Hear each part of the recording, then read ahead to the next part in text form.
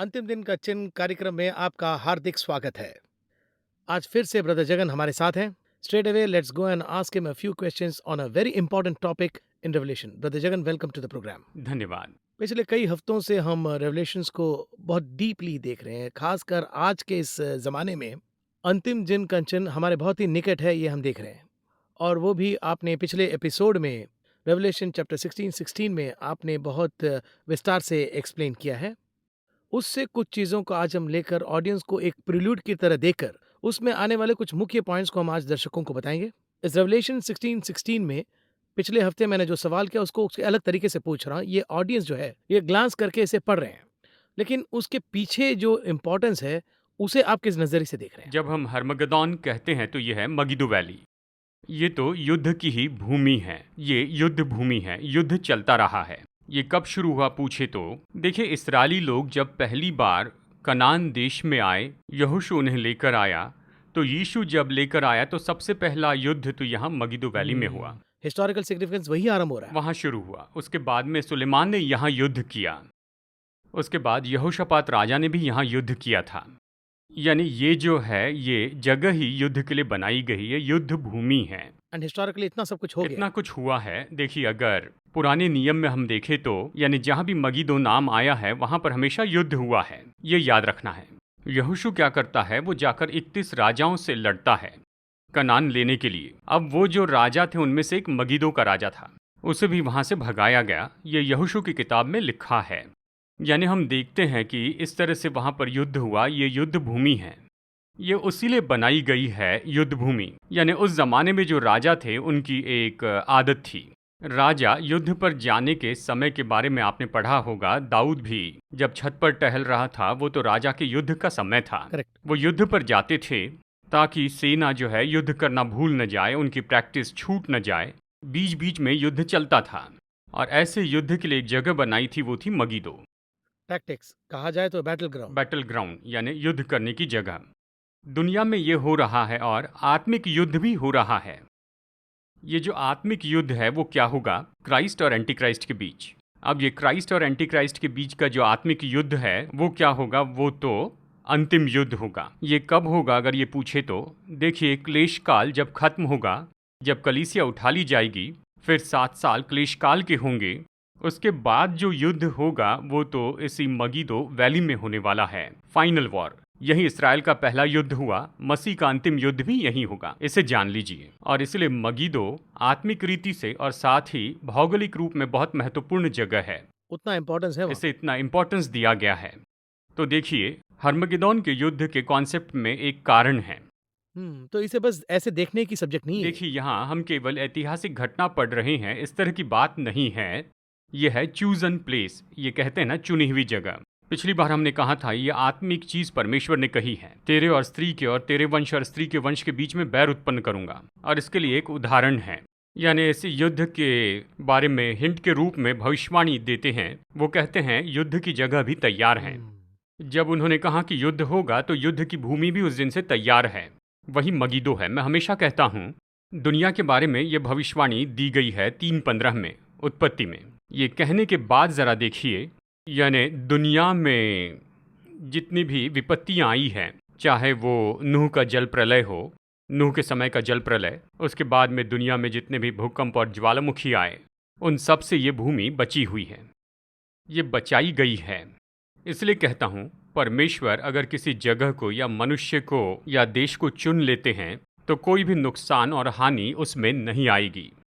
पूरी दुनिया जल प्रलय में नाश होगी, लेकिन ये जगह तो सुरक्षित रही।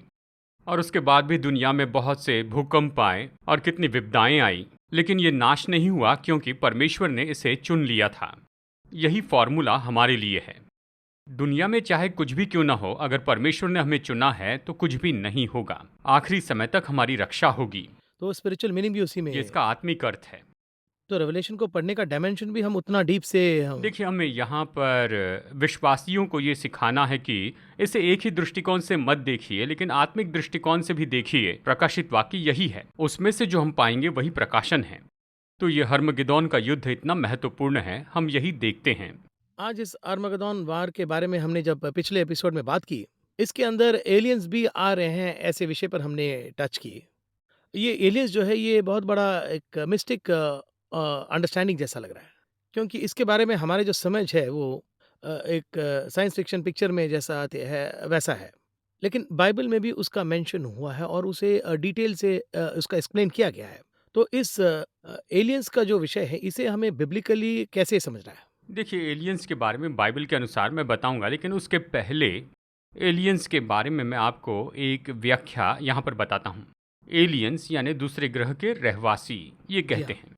यानी ऐसे जो कि केवल मनुष्यों के लिए ही नहीं हैं। यहाँ तक कि कुछ प्रोडक्ट भी एलियन प्रोडक्ट कहलाते हैं, जैसे कि आग का गोला आ गया तो एलियन आ गया कहते हैं। कहा जाए तो शरीर के अंदर जो भी पार्टिकल है तो एलियन उसे भी कहते हैं, एलियन, हाँ। फॉरेन पार्ट अगर आ गया तो एलियन है। अगर वो हमारी गैलेक्सी का नहीं है तो चलिए गैलेक्सी नहीं, यानी हमारी भूमि के बाहर का है तो उसको हम नाम देते हैं जी हाँ। एलियन। तो ये जो एलियन है उसका सच्चा रूप क्या है और वो कैसे दर्शाते हैं? आज हम जिसे एलियंस की तरह देखते हैं या कहते हैं वो कौन है? वो दूसरे ग्रह के निवासी हैं, जो इस भूमि के नहीं हैं, लेकिन वो तो दूसरे ग्रह के निवासी हैं। वो तो हमसे भी, यानी हमसे भी बहुत अच्छे हैं। वो सुपर पावर हैं और हम उनका सामना नहीं कर सकते हैं। यानी इस तरह से ऐसी एक माया बनाई गई है। इस माया के पीछे एक सच है और एक झूठ भी है। हम उसी को समझाने वाले हैं। तो झूठ क्या है, सच क्या है? चलिए पहले झूठ क्या है ये बताते हैं। जी हाँ, बताइए। झूठ क्या है ये पूछे तो दूसरे ग्रह पर कोई नहीं रहता है। हुँ। मैं तो बस यही कहूँगा कि अब तक जितनी भी जगह पर हमने अपने स्पेस शटल भेजे हैं, यानी जाकर वो पत्थर लाए, मिट्टी लाए हैं, किसी व्यक्ति को उठाकर नहीं ले आया। वहाँ कोई रहता था ऐसी कोई निशानी नहीं। करेक्ट। चाहे कितनी भी फोटो देखिए, पानी ढूंढ निकाला है, एक ग्रह के अलग अलग एंगल से फोटो ली है, लेकिन एक भी व्यक्ति वहाँ पर रहता इस तरह पूरे इतिहास में हमारे सामने जी। कोई सबूत नहीं है। कोई सुराग नहीं मिला है। यानी एलियंस है इसके बारे में अब तक तो केवल कहानी में बताया गया है। एक मिस्ट्री है। एक मिस्ट्री है, अब तक साबित नहीं हुई। यानी चाहे ये कहानी किसी भी तरह से बताई गई हो, यानी हाल ही के दिनों के वैज्ञानिक कहते हैं we got some signals from the aliens. हमें उनकी बातें सुनाई दी हैं, हम उनसे बात करने की कोशिश कर रहे हैं, उनके संबंध में हैं, जल्दी हम उनसे बात कर पाएंगे, इस तरह से कहते हैं। चलिए मान लेते हैं कि बात हो गई है, पर उनकी बातें समझ में नहीं आई, लेकिन वहाँ पर उनका आवाज़ है। हुँ। यानी समझ आया तो भाषा है, समझ नहीं आया तो आवाज़ है, नॉइज़। नॉइस। उस आवाज़ का अब तक क्या किया है? सुनाया भी नहीं। जो आवाज़ सुनाई देती है अब तक हमें सुनाई नहीं है। यानी इस तरह से हम देखते हैं एलियंस की एक मिस्ट्री है। हुँ। हमें बाइबल में कहा गया कि स्वर्गलोक में परमेश्वर और उसके दूत जी रहते हाँ। हैं। दूसरी बात, मरे हुए लोग हैं पैराडाइस में। मरे हुए पवित्र लोग पैराडाइस में हैं। मरे हुए दुष्ट लोग बॉटमलेस पिट में हैं, अधलोक में हैं। उसके परे आप और मैं यहाँ पर हैं। बस बस यही यही है। है, ज्योग्राफी। ज्योग्राफी यानी बाइबल की बताई हुई ज्योग्राफी है। इसके परे कहीं कोई यह इस तरह से बताया नहीं गया है। करेक्ट। करीबी दिनों में कुछ एंजल्स आए, इस तरह के वीडियो हम देख सकते हैं। और फिर उसके बाद फेक वीडियो, या कह सकते हैं कि ये तो एनिमेशन के रूप में बनाए गए हैं। यानी अब तक हम कह सकते हैं कि इस तरह के सबूत तो नहीं मिला। है, नहीं मिले। तो देखिए एलियंस की कहानी क्यों बताई जाती है। ये पूरी तरह से झूठ है, एलियंस झूठ हैं। चलिए मैं इसे वचन से साबित करता हूँ। चलिए दूसरे भाग में आते हैं। सच्चाई। एलियंस सच हैं। हुँ। कैसे सच है और इसके पीछे क्या सच्चाई है, इसके बारे में हम बाइबल के सबूत देखेंगे। फॉलुम कुम के बारे में मैंने पिछले एपिसोड में आपको बताया था और आपको इसके बारे में याद होगा। दूसरे ग्रह के लोग पृथ्वी पर कब्जा करने आएंगे। ये विचार कैसे आता है, इसे आप में लाने वाला कौन है? वैज्ञानिक कहते हैं वो आ रहे हैं, वो आ रहे हैं। ये विचार कहाँ से आया है, तो इसके बारे में यही कहूँगा कि बाइबल के क्षेत्र से आते हैं। अब सोचा जाए तो देखिए परमेश्वर कुछ करने वाले हैं। अगर उसे कोई काम करना है तो वो कह के करेंगे। यानी हमारे यीशु बाइबल में सब कुछ बताकर करते हैं। सब कुछ उन्होंने बता भी दिया। सब कुछ कह दिया और जो भी करेंगे बता दिया है। मैंने तुम्हें नाम लेकर बुलाया है, जन्म के पहले तुम्हें चुन लिया है। परमेश्वर ने इस तरह से कहा है। अब हमारे परमेश्वर जो हैं वो वापस आने वाले हैं, इस बात पर कोई भी दो राय नहीं है। लेकिन आने को हम दो भाग में कहते हैं। सभा को उठाने के लिए रहस्यमय रूप में आएंगे और फिर बड़े रूप में आएंगे, ऐसे कहा गया है। ये रहस्यमय रूप क्या है? परमेश्वर भूमि पर नहीं आएंगे, हम उठाए जाने वाले हैं। बीच में उनसे मिलने के लिए हम वहां पर उठाए जाएंगे। इसके बारे में परमेश्वर के वचन में हमें बताया गया है। वह हमें लेने आएंगे और हम उठाए जाएंगे। उठाए जाने के बाद 7 साल का क्लेश काल, और इस 7 साल के बाद यीशु मसीह फिर से वापस आएंगे। यीशु मसीह वापस आएंगे तो ये यीशु मसीह कैसे होंगे? वापस आएंगे ये सच्चाई है, परंतु ये यीशु मसीह कैसे होंगे?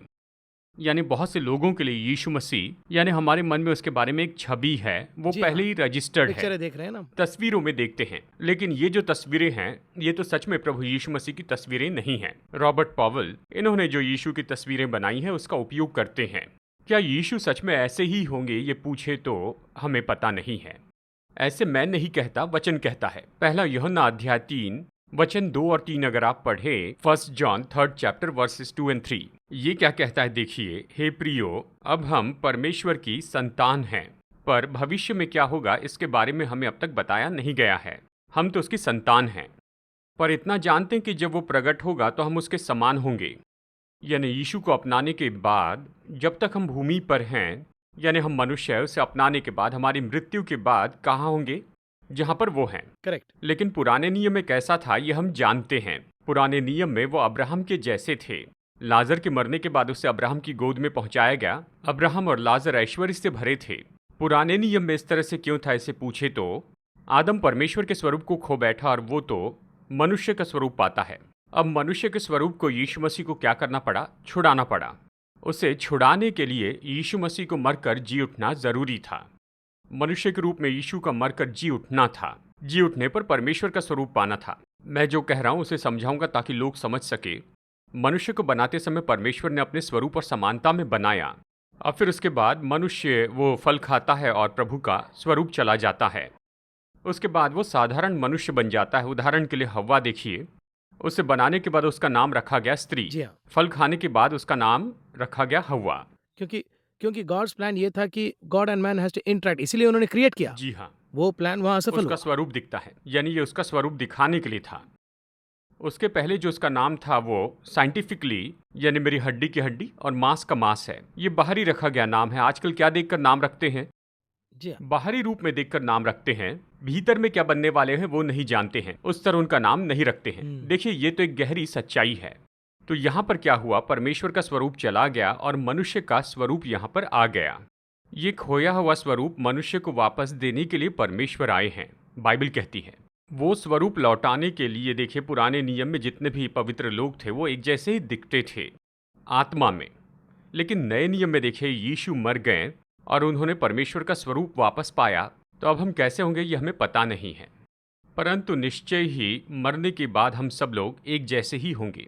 उसी को वहाँ जॉन 1 जॉन में। यही तो यहाँ पहला यूहन्ना 3 में हमें बताया गया है। जी हाँ, करेक्ट। यानी जब हम पुनरुत्थित होंगे, अश्विन अश्विन नहीं रहेंगे, जगन जगन नहीं रहेंगे, क्योंकि हम मनुष्य का स्वरूप खोकर परमेश्वर का स्वरूप पाएंगे और तब हम परमेश्वर के स्वरूप में बदल जाएंगे। पहला यूहन्ना 3 कहता है, हे प्रियो, अब हम परमेश्वर की संतान हैं भूमि पर अब तक प्रकट नहीं हुआ कि हम क्या होंगे।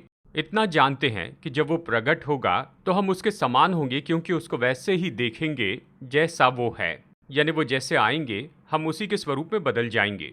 सब एक ही अवस्था में होंगे, एक जैसे दिखेंगे। जैसे यीशु मसीह है वैसे ही हम होंगे।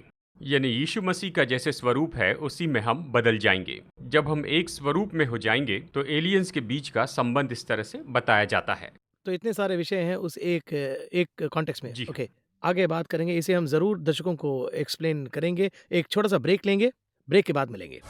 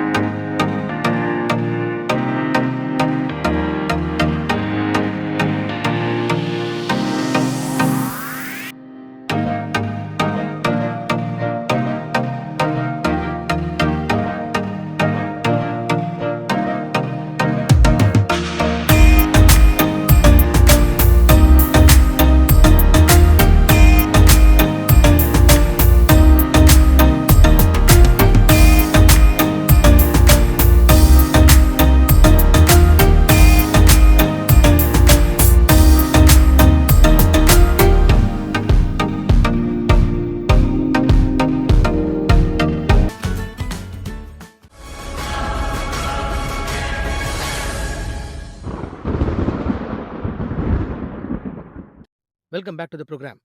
ब्रदर जगन, हमने ब्रेक के पहले बहुत सारे विषयों को देखा, बट द एलियंस जो है वो एक मिस्ट्री है, ऐसा मैंने बहुत बार कहा है। बिब्लिकली हमें उसे कैसे अंडरस्टैंड करना है, हमें उसे कैसे समझना है, द लॉर्ड्स कमिंग और द एलियंस का प्रेजेंस जो है उसे हमें कैसे अंडरस्टैंड करना है। तो देखिए, अभी हम बाइबल में देखें तो यीशु पहला है, यानी वो तो पहलोठा है। वो शैतान के सिर को कुचलेंगे, ये कहाँ है? इस कॉन्सेप्ट को समझने के बाद शैतान ने क्या किया, यानी जितने भी जो पहलोठे हैं वो उन्हें मारने लग गया। जैसे कि मूसा के समय वो पहलोठे बेटों को मारने लगा, यीशु के जन्म के समय भी वहां भी ऐसा ही कुछ इसी घटना तरह की होती। परिस्थिति थी। तो इस तरह से कहिए कि पहलोठे का बलिदान करने का रिवाज ले आया। हम्म, पहला पुत्र ईश्वर को देना है, इस तरह का वो रिवाज ले आया। यानी इस तरह से अगर पहलोठा मर जाएगा तो उसका सिर कुचलने वाला कोई न होगा। तो इस तरह से शैतान ने छल से काम किया। मैं ये अभी यहाँ पर क्यों कह रहा हूँ? अब यीशु मसीह बड़े महान स्वरूप में वापस आएंगे। पहला यूहन्ना 3:2 और 3 जो हमने ब्रेक के पहले पढ़ा है, वो आते वक्त कैसे होंगे ये हमें पता नहीं है। निश्चय ही वो आत्मिक रूप में आने वाले हैं और खून वगैरह उनमें नहीं होगा। ये बात समझनी होगी। जब हमारे प्रभु आएंगे तो हमें ये समझना होगा कि आज जिसे हम यीशु कहते हैं वो उस स्वरूप में नहीं आएंगे। यानी देखिए, पहले उन्होंने मनुष्य का स्वरूप धारण किया था, पुनरुत्थान के बाद उसका अलग स्वरूप है। अगर आप पूछे कि आप कैसे इतने यकीन से कह रहे हैं कि वो अलग स्वरूप में होंगे, यीशु जी उठने के बाद वहां पर खड़े थे और उस समय मरियम आती है। तब उसने क्या सोचा कि ये तो एक माली है। इस तरह वचन कहता है कि उसे लगा कि ये माली है। उसने उसे माली क्यों समझा? वो यीशु है ये पता नहीं था। यीशु कैसे दिखते हैं? 3 साल तक ये तो यीशु के साथ में रही, लूका 8:2 में देखते हैं। वो तो गलील से उसके साथ में रहा करती थी लेकिन पहचान नहीं और पाए। पहचान नहीं पाई। देखिए, जब चेले वहाँ पर झील के किनारे थे तो मछली पकाई और कहा, बच्चों तुम इसे खाओ, तो कोई उसे पहचान नहीं पाया। तो एक कहता है ये यीशु है, इस तरह से कहा। क्यों ये लोग उसे पहचान नहीं पाए? क्योंकि ये एक रहस्य था। इसके लिए एक और घटना है। इम्माउस के मार्ग पर वो बात कर रहे थे। दोपहर से शाम तक वो बात कर रहे थे। जब वो उनके साथ बात कर रहे थे उस समय चेले ने नहीं कहा, अरे ये तो यीशु की आवाज़ सुनाई देती है। उन्होंने कहा, जब वो बात कर रहे थे तो हमारे मन में उत्तेजना उत्पन्न नहीं हुई। चेले यीशु को क्यों नहीं पहचान पाए? क्योंकि यीशु का रूप बदल गया था, अलग रूप में थे। वो उसी रूप में वापस आएंगे। इसलिए यूहन्ना कहता है, हे प्रियो, अब हम परमेश्वर की संतान हैं और अभी तक ये प्रकट नहीं हुआ कि हम क्या कुछ होंगे, मतलब किसी पर बताया नहीं गया। इतना जानते हैं कि जैसे वो है वैसे ही हम होंगे, परमेश्वर के स्वरूप में होंगे। जब यीशु आएंगे तो कैसे आएंगे? क्या वो अकेले आएंगे या लोगों के साथ आएंगे? अगर ये पूछे तो देखिए यहूदा 15 में, देखो प्रभु अपने लाखों पवित्रों के साथ आया, इस तरह ये कहता है। हजारों हजारों के साथ वो आएंगे। जी हाँ। जब यीशु आएंगे तो उनके साथ आने वाले कैसे होंगे? उनके जैसा ही होंगे। उसी के जैसे होंगे, बस एक जैसे, यानी फोटोकॉपी के जैसे, बस एक ही डिजाइन होगी। सब आत्मा में होंगे, उनमें लहू और मांस नहीं होगा। उनका आना कैसा होगा? बस एक ही जैसे दुनिया में उनकी एंट्री होगी। अब तक दुनिया ने नहीं देखी ऐसी एंट्री, इस तरह से लिखा है। फिल्मों में जैसे एलियंस आते हैं, एलियंस कैसे आते हैं? वो भी एक जैसे ही दिखते हैं। एक जैसे ही दिखते हैं। हाँ। सब बिल्कुल एक जैसे दिखते जेरॉक्स हैं। कॉपी जैसे जी, दिखते हैं। एक जैसे। दूसरी बात, उनमें लहू और मांस नहीं होगा। देखिए, कुछ एलियंस को बिल्कुल अलग तरह से दिखाते हैं। जो एलियंस दिखाते हैं वो अलग मोड में होते हैं, अलग स्टेट में होते हैं। कुछ एलियंस को वो आत्मा के जैसे दिखाते हैं तो कुछ लोहे और धातु के जैसे दिखाते हैं। इस तरह बहुत सी फिल्मों में दिखाया गया है। तो जब ये आते हैं तो ये किस लिए आते हैं, जरा गौर से सुनिए। भूमि पर कब्जा करने आते हैं। देखिए, साइंटिस्ट क्या बता रहे हैं, एलियंस भूमि पर कब्जा करने के लिए आ रहे हैं, तुम तैयार रहो। अब यीशु मसीह क्यों आ रहे हैं? वो वापस क्यों आ रहे हैं? पृथ्वी को लेने आ रहे हैं। तो एंटी क्राइस्ट ने इस बात को यहाँ पर फैला दिया है। देखिए, एंटी क्राइस्ट ने भूमि में क्या बात फैलाई है, एलियंस भूमि को लेने के लिए आ रहे हैं, इस तरह कहानी फैला दी। ये कहानी इसी युद्ध के लिए बनाई गई है। किस युद्ध के लिए? ये आर्मगेडन। हर्मेगेदोन युद्ध के लिए। क्योंकि देखिए, लहू और मांस के साथ में यहाँ एंटी क्राइस्ट की जो सेना है वो होगी, और जिनमें लहू और मांस नहीं है, एलियंस, उन्हें एलियंस माना जाएगा, यानी दूसरे ग्रह से आए हुए। यीशु मसीह के साथ ये लाखों लाखों पवित्र लोग आएंगे। सो एक स्पिरिचुअल वॉर। एक spiritual war with worldly people. इसी की शुरुआत ये एलियंस की कहानी है। एलियंस की ये कहानी इसीलिए बनाई गई है। शैतान ने ये विचार मनुष्य में रख दिए हैं। 50 साल हो गए, 60 साल हो गए, यानी तुम तैयार रहो कहाँ। इसमें रिसर्च वगैरह भी इस हो पर रहा है। रिसर्च करने लगे हैं, लेकिन उनका मुख्य उद्देश्य क्या है अगर ये पूछे तो, यानी यीशु मसीह के साथ अंतिम युद्ध के लिए लोगों को तैयार करना है। ये शैतान की योजना है। अब ये क्यों बार बार कहा जा रहा है, बार बार बताए जाने के पीछे कारण क्या है, यानी उसका समय अभी करीब आ रहा है। हम्म, अब ये जो एलियंस आने वाले हैं, ये बिल्कुल वैसे ही हैं जो भूमि पर कब्जा कर लेंगे और ये उनके साथ में लड़ेंगे। ठीक है, मैं इसके बारे में बता रहा हूँ, यह अध्याय 16 में देख सकते हैं। वो आकर इसे ले लेंगे। इसे लेने के बाद में क्या होगा देखिए, इस भूमि को वो पूरी तरह अपने कंट्रोल में कर लेंगे। इस भूमि पर 1000 साल तक राज्य करेंगे।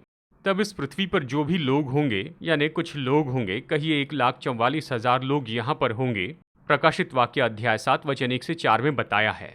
ये कौन है, यानी इसराइल के 12 गोत्रों से 12-12 हजार लोग हैं।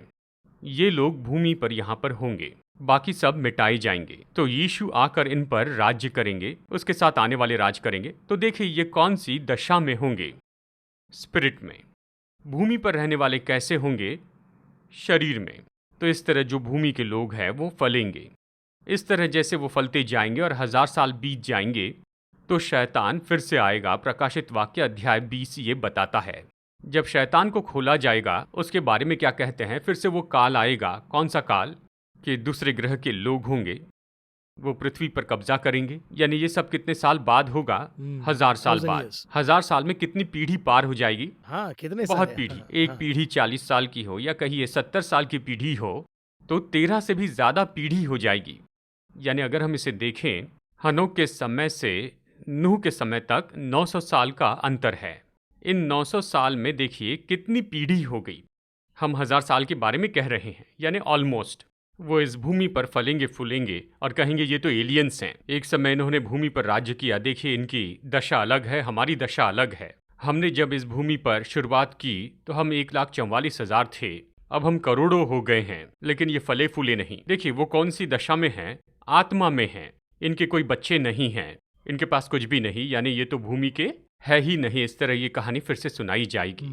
फिर इनके बीच में फिर से एक युद्ध शुरू हो जाएगा। वही तो शैतान और इनके बीच का युद्ध होगा और उसमें शैतान नरक में डाला जाएगा। उसके बाद अनंत जीवन आ जाएगा, अविनाशी जीवन। तो ये सदा बने रहने के लिए जो सबसे मुख्य युद्ध होगा वो तो अर्मगदोन का युद्ध है। 2 युद्ध हैं। इस हर्मगदोन युद्ध में जो हमेशा बने रहने के लिए बुलाए गए हैं वो बीज तो एलियन बीज है। ये 1000 साल लोगों में रहेगा और ये बीज आज भी बोया जा रहा है। यही आज पूरी तरह से फैलकर हर्मगदोन के युद्ध में इन सभी लोगों को बुलाने के लिए विचारधारा जो है वो एलियंस की विचारधारा है और यही तो हम लोगों को बता रहे हैं।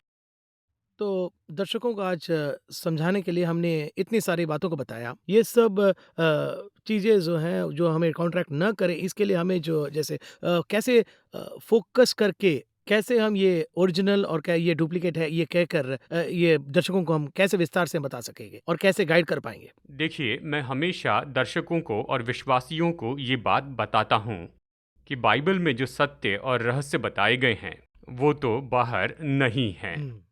बाहर तो केवल खोजबीन वाली बातें हैं, लेकिन इसमें केवल सत्य बताया गया है। फ्यूचर यहाँ पर है। बाहर तो फ्यूचर नहीं है, प्रेजेंट है, पास्ट है, हिस्ट्री हो, इतिहास है, लेकिन यहाँ पर भविष्य है। तो इस भविष्य को जानने की इच्छा रखनी चाहिए।